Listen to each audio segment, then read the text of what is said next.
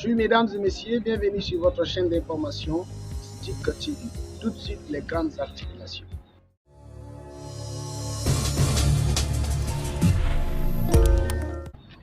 Le campus universitaire de Toukra est l'un des plus beaux campus de la capitale tchadienne, mais elle réserve plusieurs difficultés, détails à suivre dans ce journal. L'inondation est un phénomène naturel qui a ravagé le Tchad. La commune du 9e arrondissement n'est pas épargnée, détails à suivre. La hausse des prix des denrées alimentaires sur le marché de la capitale tchadienne reste à désirer, détails à suivre.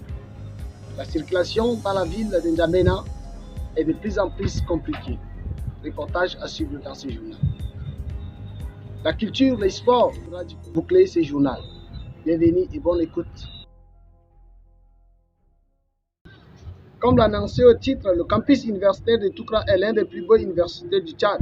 Et nous constatons ces derniers temps avec le manque de salles qui cause un véritable problème poussant les étudiants à rester même au sol pour suivre les enseignements. Suivez le reportage de Anna-Laura Bandomouna. Malgré la construction de beaux bâtiments au rythme moderne, le campus universitaire de Toukra est confronté à l'insuffisance des salles de classe, d'où l'on peut constater ça et là. À l'heure des cours, les étudiants sont assis au sol, occupant les couloirs réservés pour la circulation des enseignants et bien d'autres. Par amour de chercher le savoir, les étudiants se solidarisent, des fois juste pour participer aux cours. Depuis la reprise des cours dans le campus universitaire de Toukra, le manque d'électricité est un véritable problème, plongeant ainsi les étudiants dans le noir. Suivez le reportage. Après la reprise des activités universitaires, l'électricité se fait rare au sein du campus de Toukra, d'où il fait sombre dans les salles de classe et un peu partout dans les couloirs. Les étudiants marchent dans le noir et certains n'arrivent pas à supporter la chaleur. Le gouvernement est appelé à régler ce problème afin de permettre aux étudiants de suivre les cours dans une bonne condition. L'insuffisance des bus universitaires est un véritable problème que rencontrent les étudiants. C'est ce que nous dit Blandine Chakika. Suivez. À l'université de N'Djamena, les étudiants sont confrontés à d'énormes difficultés pour se rendre au cours et cela est dû à l'insuffisance de bus. Pour se rendre au campus à l'heure, certains étudiants s'exposent en danger en quittant leur maison à 4 heures pour venir au point d'arrêt.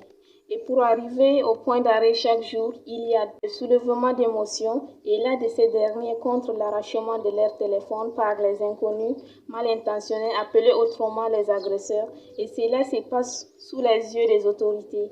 Ces étudiants se disent fatigués, ils demandent l'augmentation de bus pour le bon fonctionnement du cours et la sécurité de leur vie.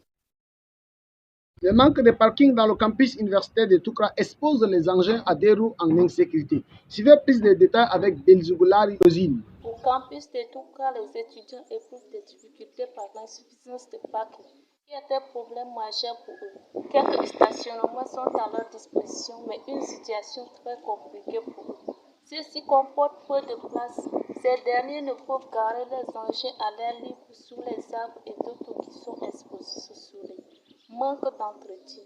C'est ce qui pose le problème d'insécurité et certains en profitent pour voler les motos et les roues des autres. Un véritable calvaire pour les nouveaux bacheliers au rectorat. Suivez plus de détails avec Baradine Oumar. Entamé le 5 novembre, le recrutement de l'université de N'Djamena draine un problème important des bacheliers, problème par manque de place. À 9 jours de la date de clôture, certains étudiants sont déçus.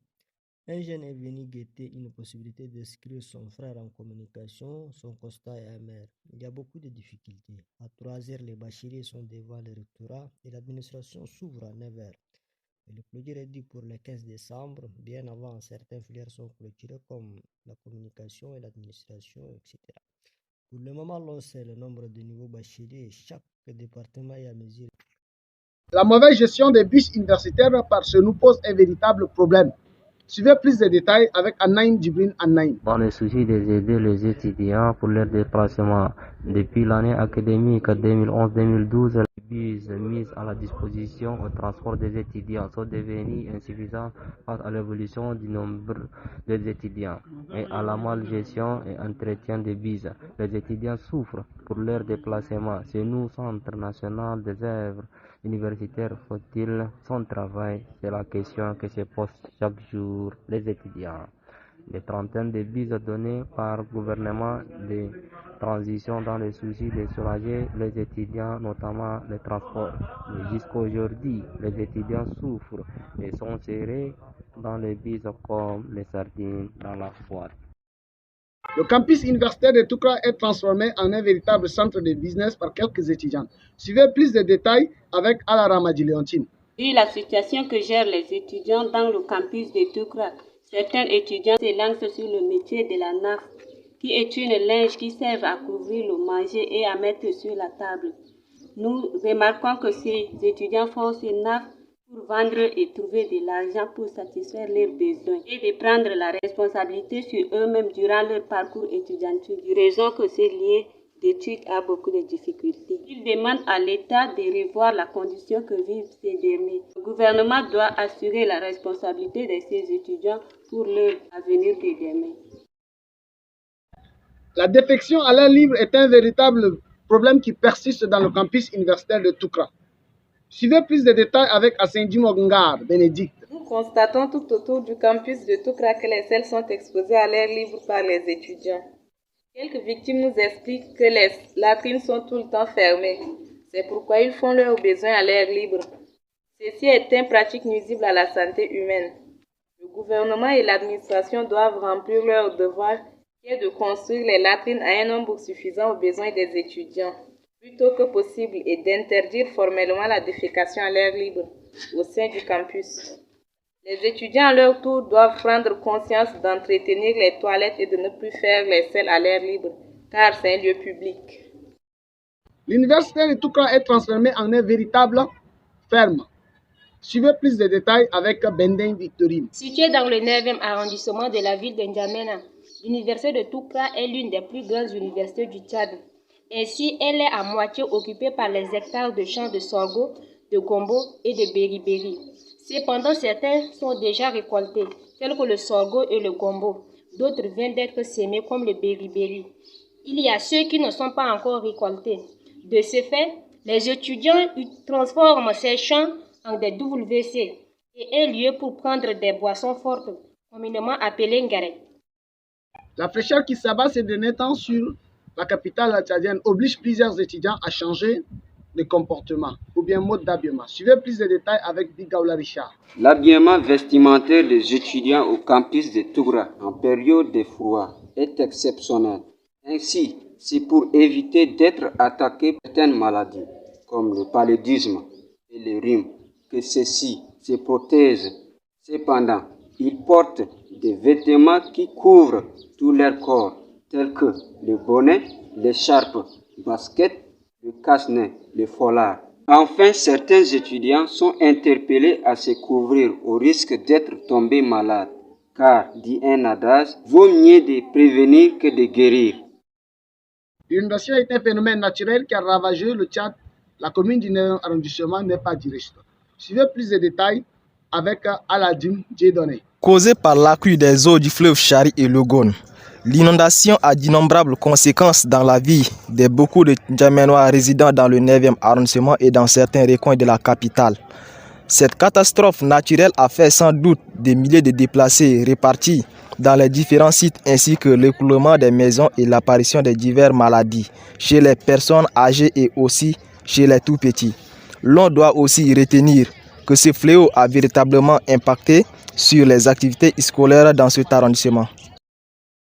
Dans le même chapitre, Chanyabe Tateni a fait un tour dans la commune du 9e arrondissement, principalement dans le quartier Ngonba Toukra. Suivez plus de détails avec Chanyabe Tateni. Dans le 9e arrondissement, précisément à Ngonba Toukra, une partie est touchée par l'inondation.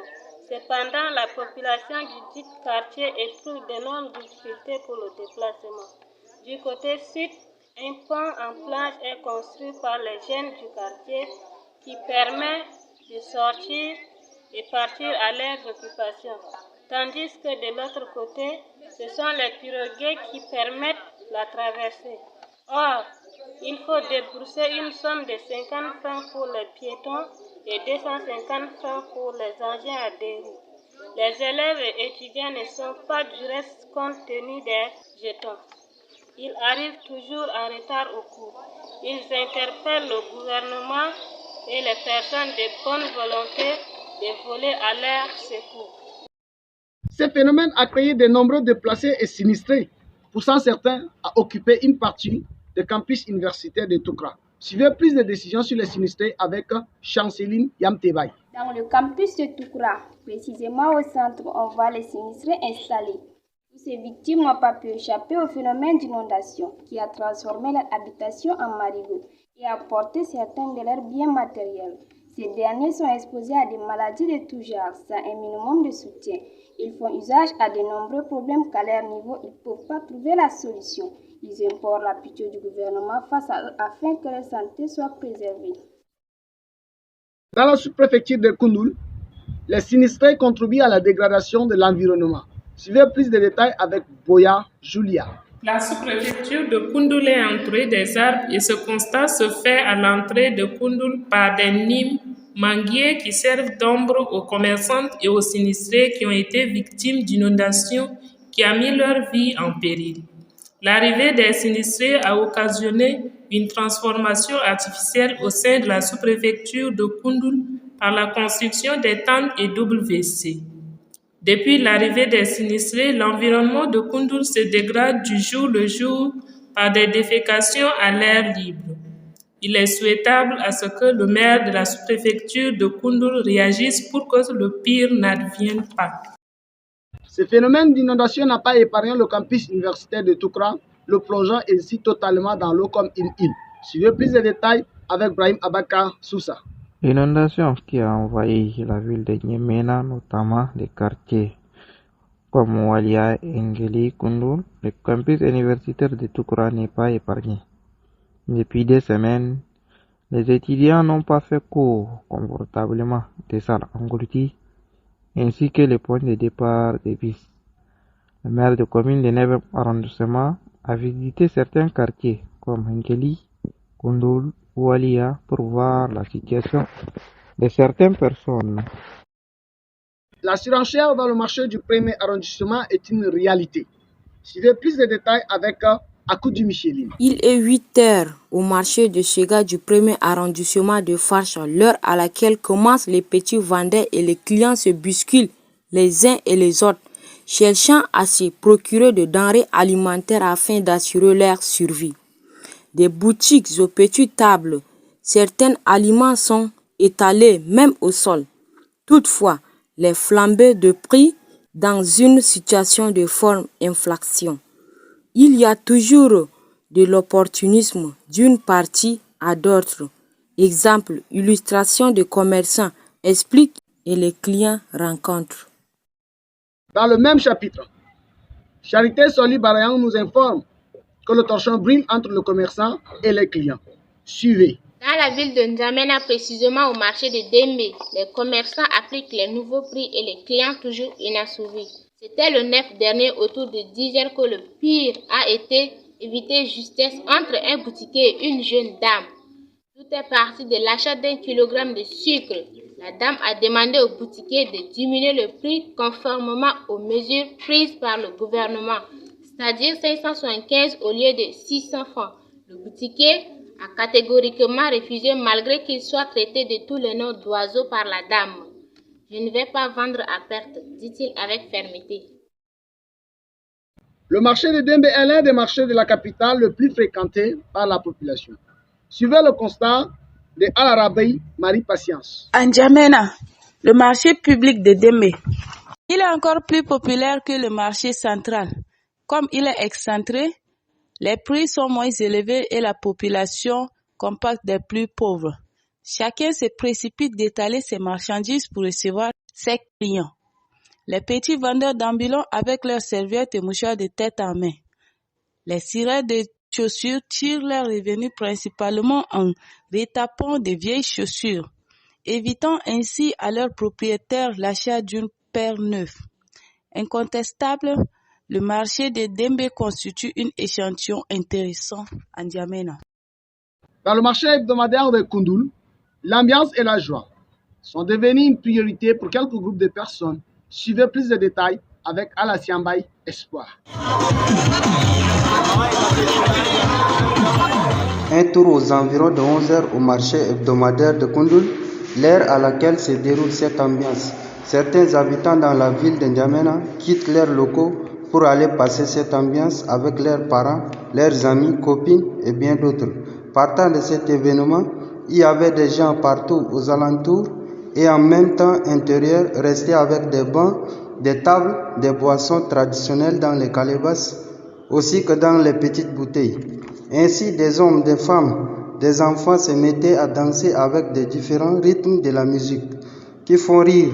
C'est pour dire qu'aujourd'hui, dans la vie actuelle, malgré les atrocités qui ont touché le Tchad dans les mois passés, le marché hebdomadaire de Koundoul nous a redonné le rire et le sourire de pouvoir espérer à une vie nouvelle. La circulation dans la capitale tchadienne est devenue de plus en plus compliquée. Plus de détails avec Bachar Fadoul Mamad. La circulation dans la ville de N'Djamena est une grande difficulté que rencontre la population, car surtout à l'approche de la fête, la ville est très mouvementée. Mais tout le monde cherche à aller faire des achats, c'est pourquoi la circulation devient de plus en plus précaire à cause des va-et-vient et du nombre de passagers. Beaucoup de fonctionnaires, des élèves et des étudiants, des commerçants et bien d'autres arrivent dans leur lieu de travail en retard à cause de la circulation. C'est ainsi donc que le gouvernement est appelé à renforcer le RU et les agents sécuritaires pour mettre de l'ordre dans la ville pour bien-être de tout le monde. En culture, Caleb Rintobaï, alias Afrotonix, a encore une fois de plus frappé sur la scène musicale internationale. Suivez plus de détails avec Boukinebe Shindane Ahmad. Afrotonix est un personnage appartenant à l'univers afrofuturiste de la musique pop et développé par ce dernier et Bruno Vicente. Le personnage fait sa première apparition en 2014 et a su s'imposer et donner raison à son style afrofuturiste. Une fois de plus, Afrotonix remporte le trophée de meilleure musique internationale africaine au HAPA Awards. HAPA Awards est un prix qui honore les leaders des communautés africaines et américaines non politiques, grands pontes, célébrités et experts internationaux qui sont pionniers dans les films, graphiques, musique et comédie. En religion, c'est dans cette ambiance de louange que les femmes de l'Église de Dieu au Tchad ont célébré l'ouverture de la 3e édition de la conférence nationale des ministères des femmes dans la région du Mont-Chadi. Suivez plus de détails avec Alam Tamarlu. C'est dans cette ambiance de louange que les femmes des églises de Dieu au Tchad ont célébré l'ouverture de la 3e édition de la conférence nationale des femmes. Cette conférence a rassemblé plus de 400 femmes venues des différents coins du Tchad. C'est un cadre d'épanouissement pour ces femmes de l'Église de Dieu au Tchad. Durant 5 jours, elles ont été bénies par les enseignements, les prières de délivrance et de guérison. Il faut noter que la conférence de cette année est spéciale, car elle a vu l'assistance des autorités de la ville, mais surtout la présence des femmes missionnaires venues du Soudan pour la circonstance. Les veillées funèbres sont transformées de nos jours en un véritable lieu de festivité. Suivez plus de détails avec Bondere Nadjimbaï Lussui. Nommer un parent et organiser ses funérailles sont des faits culturels, mais aussi des obligations ethniques. Toutefois, en N'Djamena, les funérailles ne s'organisent plus comme autrefois. La crise socio-économique, le brassage culturel ainsi que la perte des valeurs humaines en sont les causes. Les conséquences sont entre autres le découchement des femmes. Elles font le tour des places mortuaires au nom des associations qu'elles fréquentent. Les familles endeuillées se retrouvent démunies à cause des profiteurs. Enfin, trouver les solutions à ce fléau est important. Quelle attitude adopter lors des funérailles?